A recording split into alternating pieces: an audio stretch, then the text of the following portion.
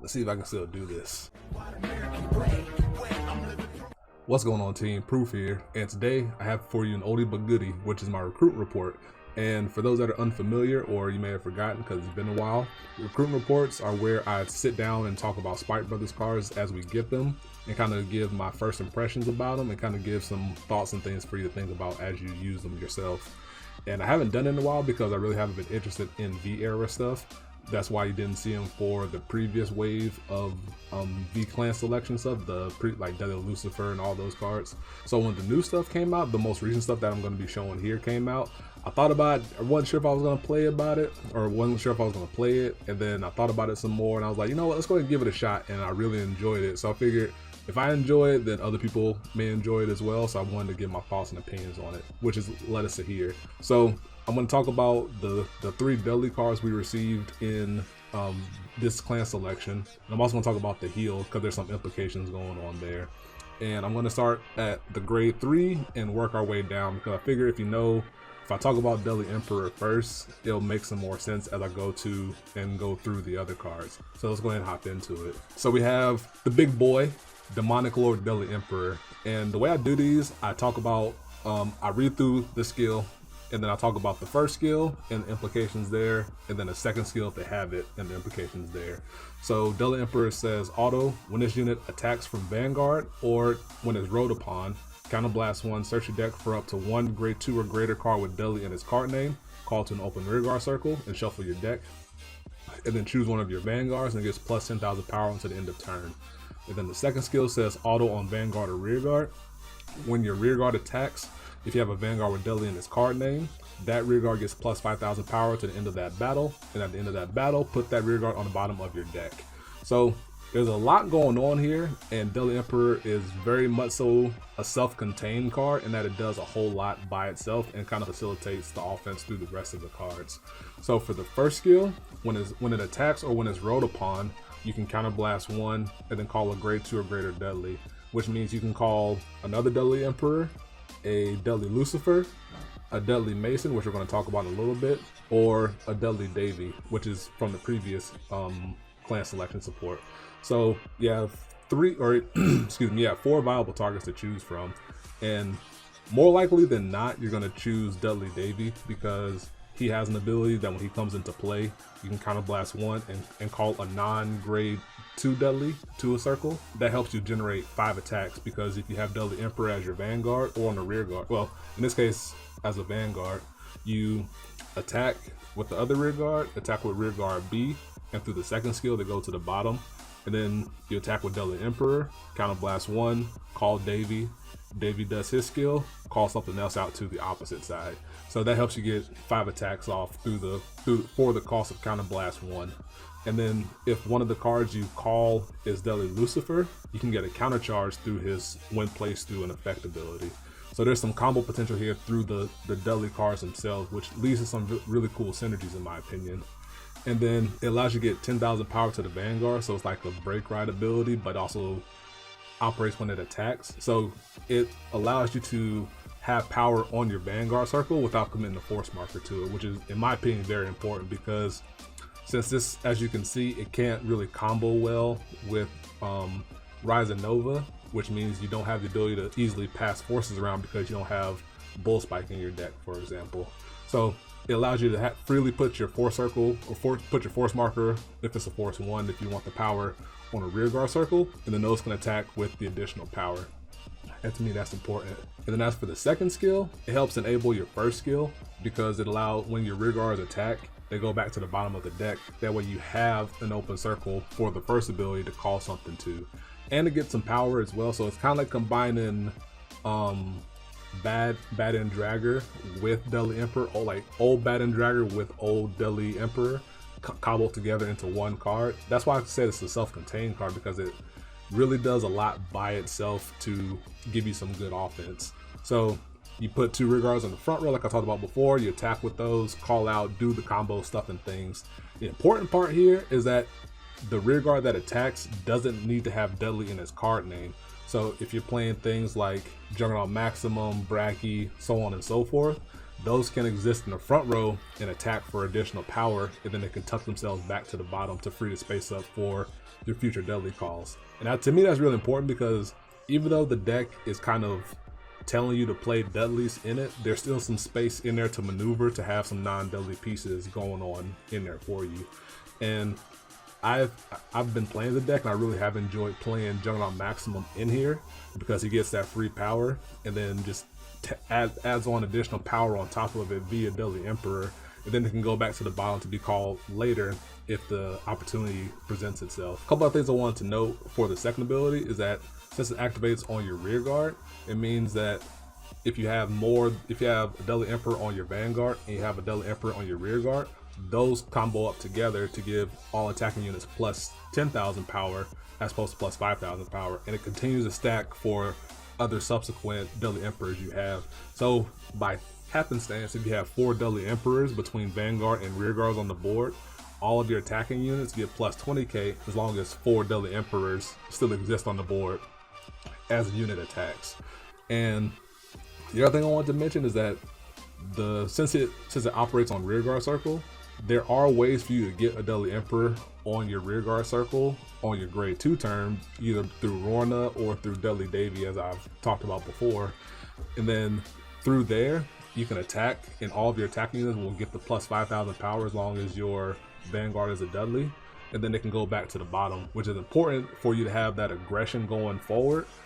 But then also means your opponent can't just swing into your rear guards that exist on the board, which then hampers your turn 3 plays, whether it's Dudley Emperor or Rise of Nova, things of that nature.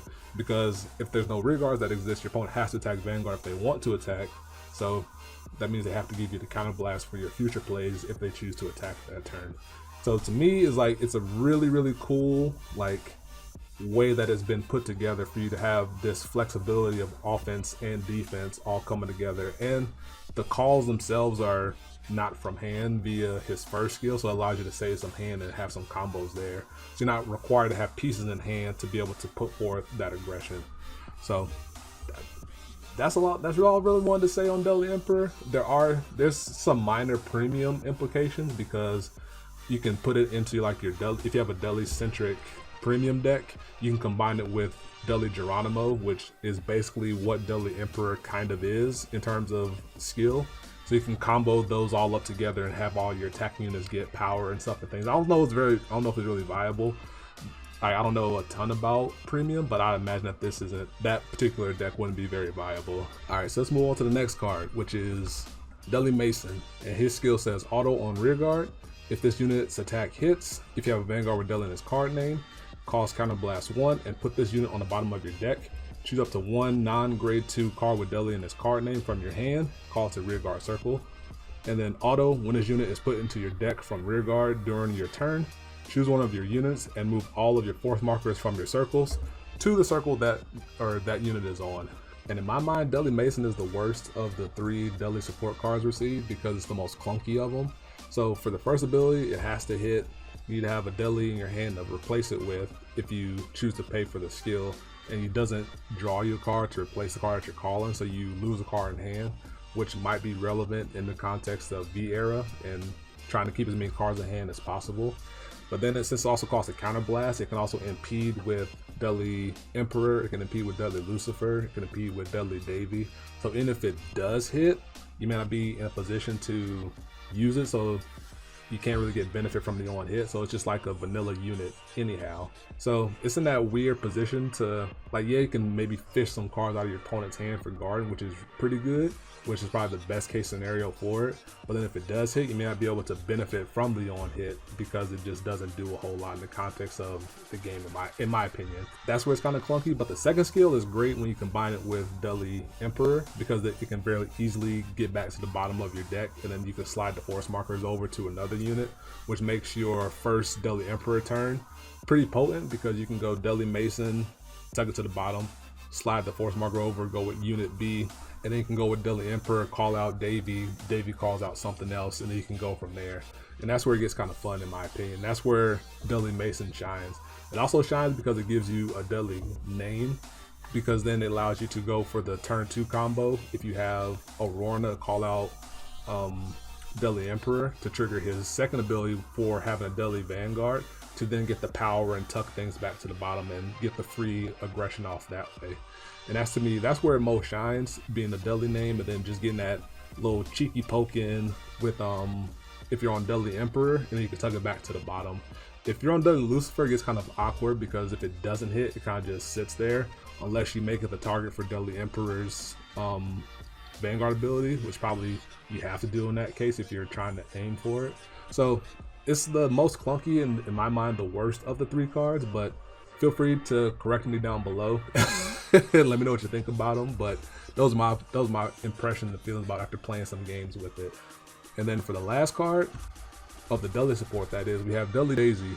And then she says, auto, when this unit is placed on your rearguard circle by the ability of a card with Dudley in its card name, cost Soul Blast 1, search your deck for up to 1 grade 3 card with Dudley in its card name, call to an open rearguard circle and shuffle your deck. At the end of that turn, put the called card and this unit on the bottom of your deck in any order.